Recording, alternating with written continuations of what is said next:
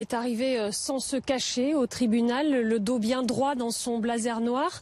Rosa da Cruz s'est même laissée longuement filmer et photographier dans la cour d'assises. À la barre, son discours est assez lisse. Elle évoque son enfance heureuse, des parents aimants, une vie de couple normale, elle dont le mari n'a pas vu qu'elle était enceinte, ni qu'elle avait accouché, ni qu'il y avait un bébé pendant 2 ans dans le coffre de sa voiture. Je regrette énormément le mal que j'ai pu faire à Serena, dit-elle. Et de fait, au cours de la journée, elle se tasse de plus en plus sur son siège, essuie parfois des larmes à mesure que défilent les témoins, les experts à la barre qui décrivent Serena, découverte à 2 ans dans le coffre de la voiture, toute nue au milieu des immondices et des larves d'insectes. Serena qui, à 23 mois, pesait 7,8 kg et n'arrivait même pas à tenir sa tête.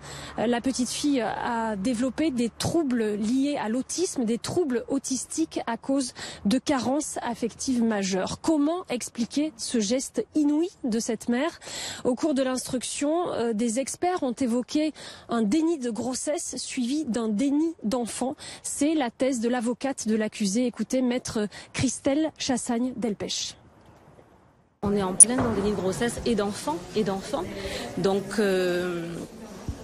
je pense qu'il faut maintenant vraiment arrêter de faire dans le fantastique, dans le côté sensationnel. Je crois que l'heure est grave. Il y a des enfants qui meurent chaque année des suites de ce déni de grossesse. Là, on a un cas particulier avec un déni d'enfant. C'est un vrai problème de santé publique. Et à mon sens, le rôle des journalistes, c'est d'informer justement sur le déni. Parce que effectivement, c'est devenu quand même très sérieux maintenant.